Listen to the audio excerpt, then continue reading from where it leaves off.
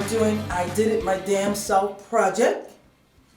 And we have our trusty assistant, Marco. We'll find something for him to do. Unfortunately, I don't have a little PPE for him, but we'll figure it out. You ready, Nadine? I'm ready. All right. We go through a ritual of putting on our gear. I did it my damn self bandana, and we will place it on our heads, as so. Tie it up. We're just gonna set her up here. How's that feel? Feels good. Okay, so we're good. Take my ears out. The next part of the ritual, the apron has pockets in it, so we can put any tools or anything that we need. All right. Have our gear, our working gear on. Fashionistas in the house. There you go. Matching goggles at that, as you can see. In this area here, as you can see, we have chipped paint already. What we're going to do is, for the pieces that we want to replace, we're going to just tap it a little bit just to see if it's loose, so that we can chip at it. Okay? Now I'm just going to shove underneath. Wow. Until it just comes up. Until it comes up no more. That's pretty much what this is all about. We don't want to get extreme with it, because then we can probably take up all the stuff on the wall. So until it just stops lightly, as you can see, it stopped. Got a little piece there, we can still see. That's pretty much it now, as you can see. All right. Everything is still to the wall. So we're going to be doing this for a minute until we get all the pieces that are up to kind of make the area, take off all the loose paint in that area. As you can see. All right. Hard, just so that if it comes up, and you see the pieces popping off, that's why you wear your goggles, to protect your eye. You can tell when they're off, because you'll see it lift up.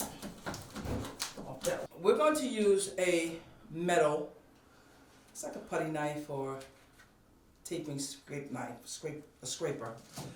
And that's being because the paint is so hard sometimes, and what happens, this helps us to remove those pieces. Look at that.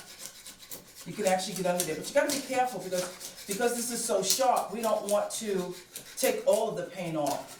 So we just want to make sure that it just comes off. So we can do this lightly. Where if we use the plastic one, it'll get the initial surface. So you have to be really... Instead of open up the cracks. Right, but when we have cracks like this, we want to open those up. So these won't turn into bigger cracks later on? No, because what you're doing, you're scraping that surface off. Okay. You see what I'm saying? You're scraping that surface off. Okay. Sometimes you got old walls, so you work with them. The idea is that we want to minimize as much as we can. Right. We can get it all gone, that's perfect. Ones, okay. I have to be aggressive about it, just hit them here. See why you recommended the bandana. See what I'm saying? Because, you know, who wants, chips, paint chips in your hair? Check your camera. I don't want paint chips in my hair. Yes. And what does that do again, Trey? One over your ears, cover up the upper part of your nasal area, and then your mouth and your chin area. You can minimize the dust or the particles flying from here to protect your lungs. Squeeze that so it fits your nose, this middle part. And we're going to do a little sanding to thin the edges out so that we can put this compound on. Here, you see that it gets the paint and actually smooths it out a little bit. We have a nice little, you can see the edges getting white a little bit. Just give it a little, we have a nice little, you can see the edges getting white a little bit. How does this bring up the surface of the paint chips? This is what I like to do. It's a thorough process.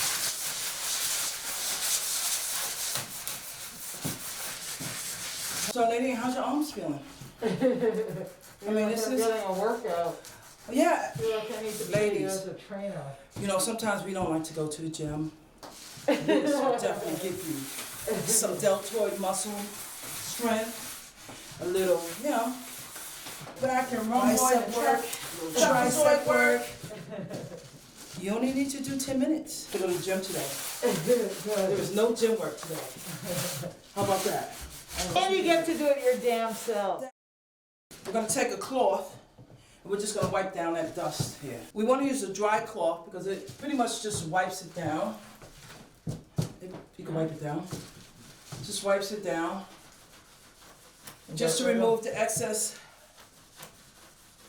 dust so that our compound will adhere. The other reason for scraping that too is so that we can get any kind of oil, any kind of residue off the walls on the areas that we're working on, and that compound will stick to the wall.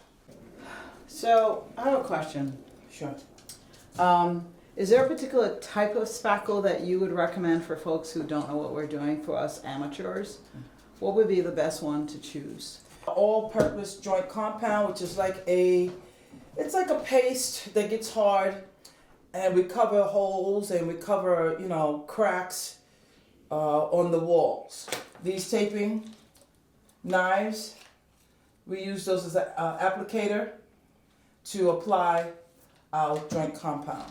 There's various sizes that we're working with on this, and you can just tell by, yeah, it covers a lot of space. We don't need one up here because of that. We can use this one, but then we can go a little smaller for smaller spaces, as you can see.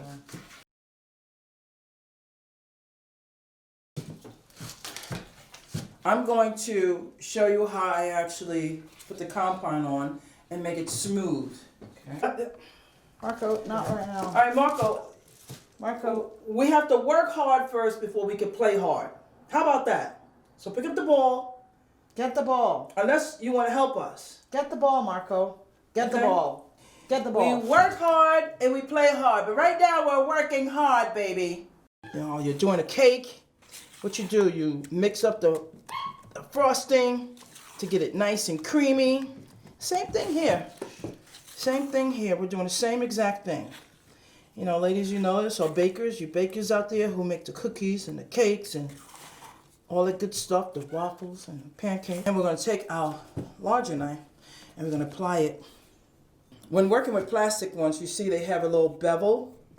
So you want to apply it on the side that's sharp, because that's the side that goes on the wall. It's like, if you feel it, there's a sharp side on one side and it feels real soft, like it's beveling off.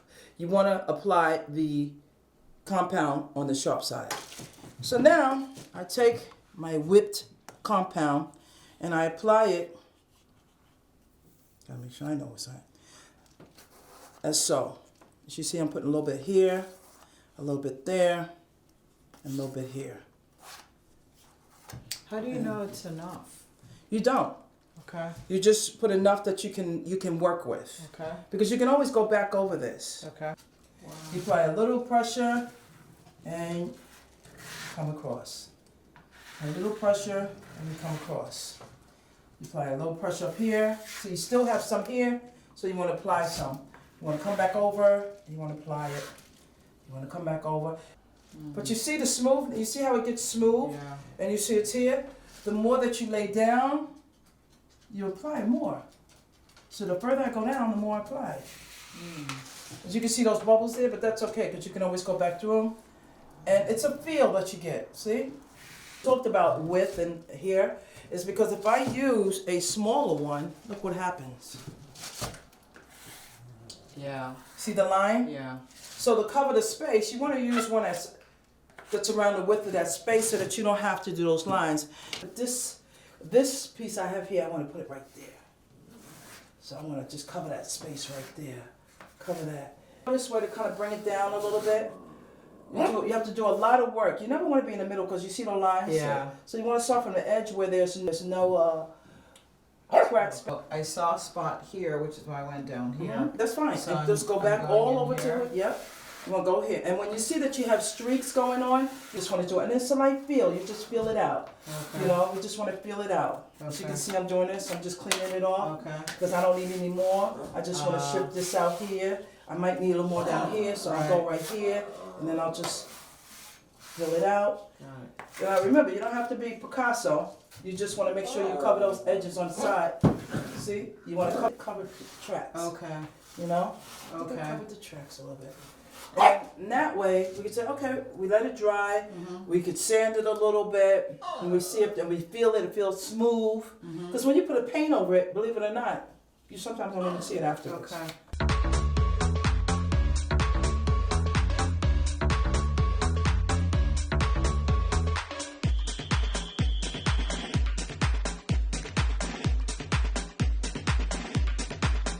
This right here, I noticed the cracks right here, so I'm gonna go in there and try to smooth it out. Okay, let's see what you do. Stay close to that, right there. There you go. Nice. Okay. Once you do that, you're going over here. There's nothing here. Okay. So come back over here with your angle high. Like this? Go low. Okay. Got it. Great. That was perfect. That's the key. That's the key. So that when it does dry, it might just flush with the paint. Okay. So that when we do go sand and give it a light sand, we'll have a smooth finish. Okay. Sometimes I don't use gloves because I like to feel and see if my surface is smooth. So use this also after we've done putting the compound. Circular motion around the perimeter.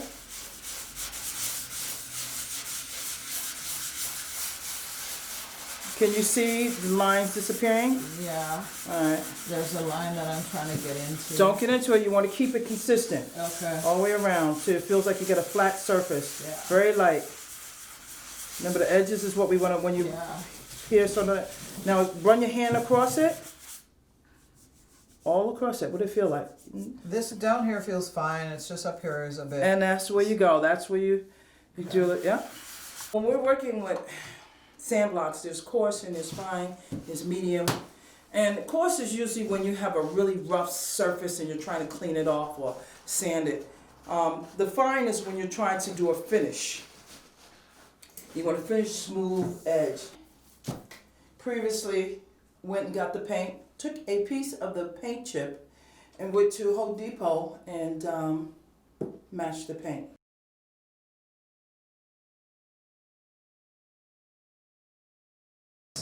That's how you paint. You put it in and then you roll out the excess. And your first coat is always very light. Really? Because and the reason being, you want it to dry quick. Okay. You can see you have no more, what? Paint chips. Yep.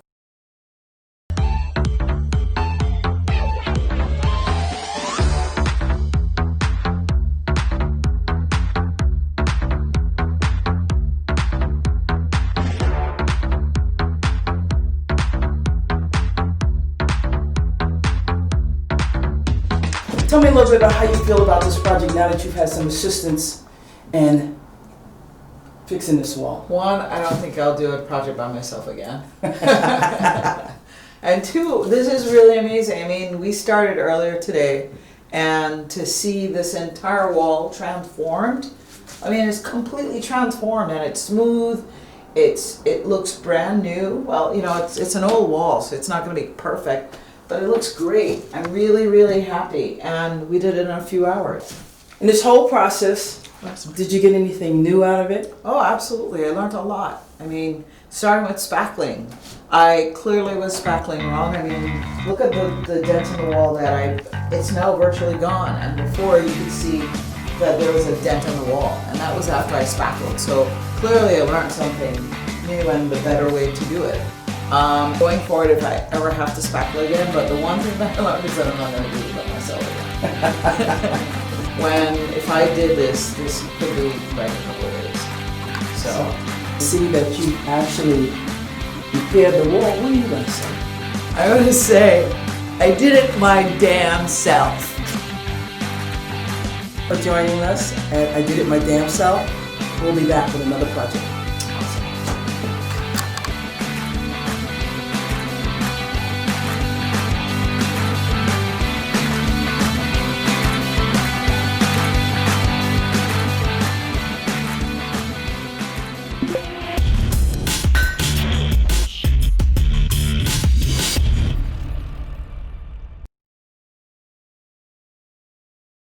it's time to play. We worked hard, now it's time to play.